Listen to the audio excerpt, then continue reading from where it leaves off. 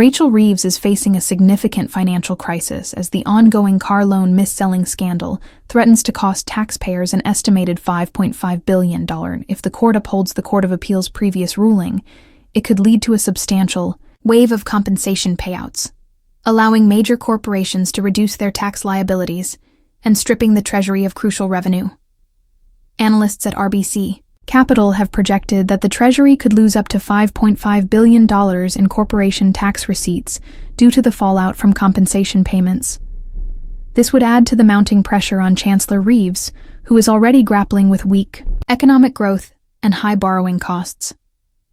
With limited financial flexibility, the prospect of tax increases or spending cuts looms large as she attempts to stabilize Britain's public finances. The scandal has intensified following the Supreme Court's refusal to allow Reeves to intervene in a landmark car finance case.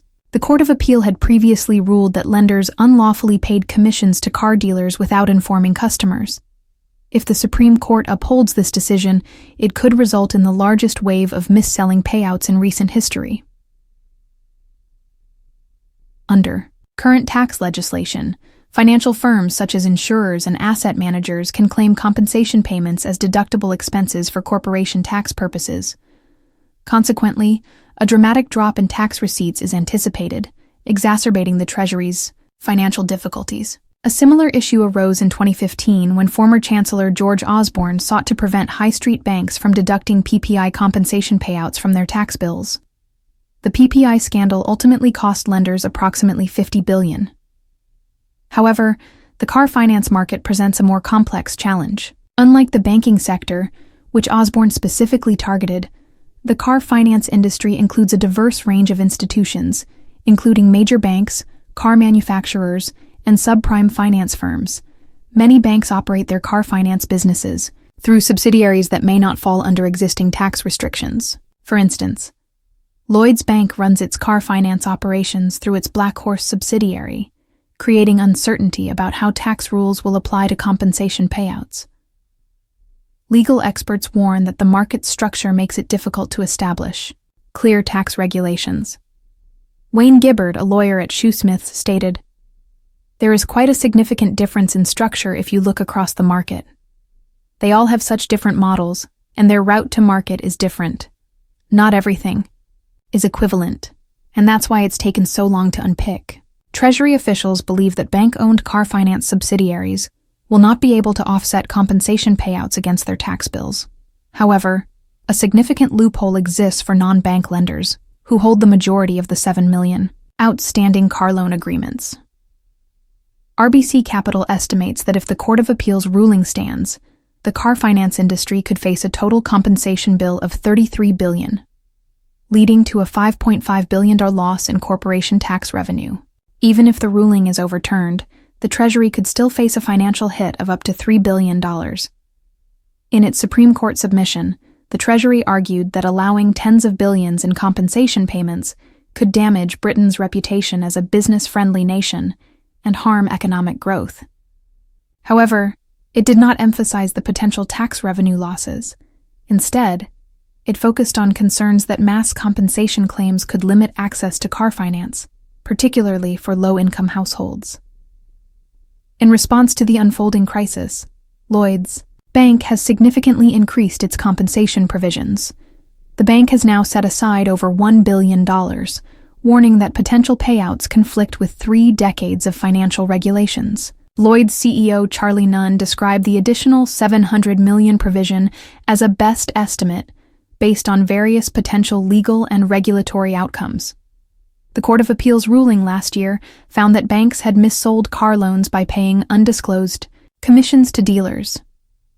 A final Supreme Court decision is expected in April, determining the full financial impact of the scandal. Should the ruling stand, the car finance industry will face unprecedented compensation costs, while the Treasury will struggle to recover the billions lost in tax revenue. So what do you guys think about this update? Let me know in the comment below. If you like my video, please press like button and subscribe for more. Hope I'll see you in next video. Refuses to answer Nick Ferrari and fiery clash. The terse interview was conducted on the day Hamas returned the bodies of 4 Israeli hostages, with one of them believed to be British-linked Oded Lifshitz. Lisa Nandy was put on the spot by LBC's Nick Ferrari during a terse exchange in which she repeatedly refused to say whether the BBC should call Hamas a terrorist organization. The culture secretary was speaking on Thursday, the same day Hamas released the bodies of 4 Israeli hostages, said to include a mother and her 2 young children, in the first time the remains of hostages have been released since a fragile ceasefire began in January. Mr. Ferrari asked Mrs. Nandy about the outcome of a BBC review of its editorial guidelines after the row of its refusal to call Hamas terrorists. He said, "That consultation ended last year. Did they inform you of what the outcome was on that specific consultation?" Ms. Nandy replied, "That's a discussion that we're about to have. I've got a meeting coming up with the senior management of the BBC about this in particular." Asked whether the BBC call Hamas terrorists, Ms. Nandy continued, "Well, look, I'm not going to get into telling broadcasters what to do." Mr. Ferrari then asked Ms. Nandy for her opinion, and she said, "I'm absolutely not going to stray into that." He persisted, saying, "Even as we speak, I'm watching on what's called a monitor here, what I will call Hamas terrorists returning the bodies of 4 dead Jewish people to the Red Cross to eventually go back to Israel. I'd call that a terrorist activity." "What would you call it?" Ms. Nandy said. "I would absolutely call that a terrorist activity. But the point that I'm making to you, Nick, is that if I start telling you or other broadcasters what they can or can't do, how they broadcast the messages that they send out, if I start laying down the law about that, I think that's a very slippery slope.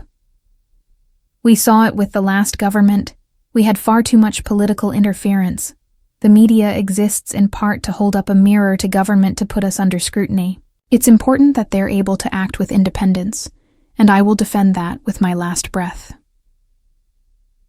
The remains sent to Israel on Thursday are believed to include those of Shiri Bibas and her 2 children, Ariel and Kafir, as well as British-linked Oded Lifshitz, who was 83 when he was abducted and whose daughter is a UK citizen. Efir, who was 9 months old when he was taken, was the youngest captive. Hamas has claimed all 4 were killed, along with their guards in Israeli airstrikes. Formal identification could take up to 2 days as Israel performs DNA testing. Hamas abducted some 250 people in its attack on October 7, 2023, which triggered the war. More than 48,000 Palestinians in Gaza have been killed in the ensuing war, according to the Palestinian authorities. This was the 7th exchange between Israel and Hamas during the first phase of the ceasefire, freeing 24 hostages and 135 prisoners. However, no prisoners were released in exchange for the bodies. Hamas had agreed to release 33 hostages for nearly 2,000 prisoners and detainees during this phase. 6 hostages who are still alive are expected to be released on Saturday in exchange for hundreds of Palestinian prisoners.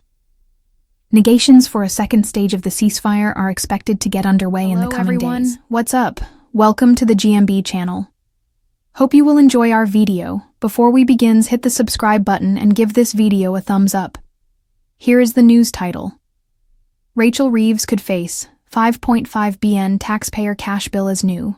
Scandal looms. If the court ultimately upholds the Court of Appeal's previous ruling, it could trigger a huge wave of mis-selling payouts, enabling large corporations to cut their tax bills. Rachel Reeves is facing fresh misery as the unfolding car loan mis-selling scandal threatens to blow a 5.5 billion hole in the public finances, piling further pressure on the Chancellor as she struggles to balance Britain's books. Treasury officials fear a wave of compensation payouts to drivers who were mis-sold car loans could permit major firms to legally slash their tax bills, depriving the government of revenue. Analysts at RBC Capital have estimated that as much as 5.5 billion in corporation tax receipts could be lost to the Treasury as a result. Such a shortfall would make Ms. Reeves's task of balancing the books even tougher. The Chancellor has so far refused to rule out tax rises or spending cuts in March, hamstrung as she is by weak economic growth and soaring borrowing costs, which have eaten away at her financial headroom. The controversy deepened after the Supreme Court blocked Ms. Reeves's attempt to intervene in a high-stakes car finance case, which found that lenders had unlawfully paid commissions to dealers without customers' knowledge. If the court ultimately upholds the Court of Appeal's previous ruling, it could trigger the largest wave of mis-selling payouts. Under current tax rules, financial services firms, including insurers and asset managers, can treat compensation payments as deductible expenses for corporation tax purposes. This could result in a dramatic drop in tax receipts at a time when the Treasury can ill afford another fiscal shock. Former Chancellor George Osborne moved to prevent high street banks from writing off their PPI-related payouts against their tax bills in 2015 in a bid to stem the collapse in corporation tax revenues. The PPI scandal eventually cost lenders an estimated $50 billion. The car finance market is much more complex, involving various institutions beyond traditional banks.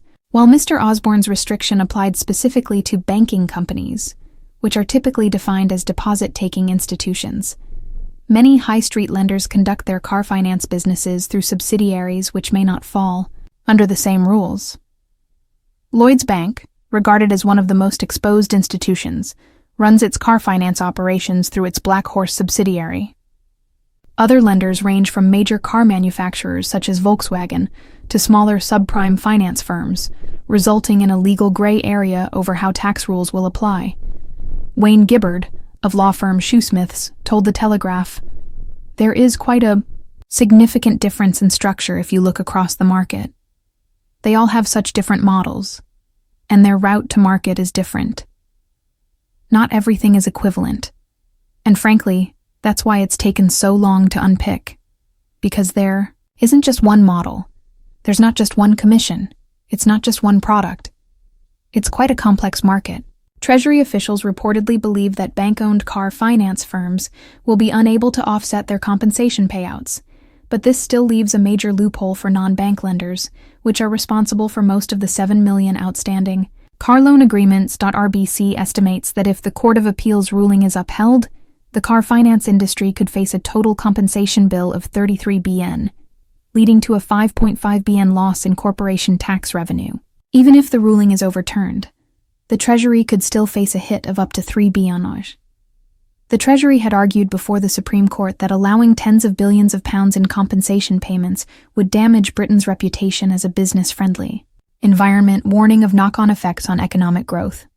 However, it did not highlight the potential fiscal impact. Instead, it emphasized concerns that a flood of claims could restrict access to car finance, particularly for low-income families. Meanwhile, Lloyds Bank has increased its compensation provisions to over 1 billion, warning that the potential payouts would be at odds with 30 years of regulation. The FTSE 100 bank has now set aside an additional 700 million on top of the 450 million allocated last year to cover the potential costs of compensation. Charlie Nunn, Lloyds' chief executive, described the new provision as a best estimate based on multiple scenarios, including legal rulings and regulatory decisions. The Court of Appeal ruled last year that banks had missold car loans by paying hidden commissions to dealers. A final Supreme Court decision on the matter is expected in April, determining the scale of the financial fallout.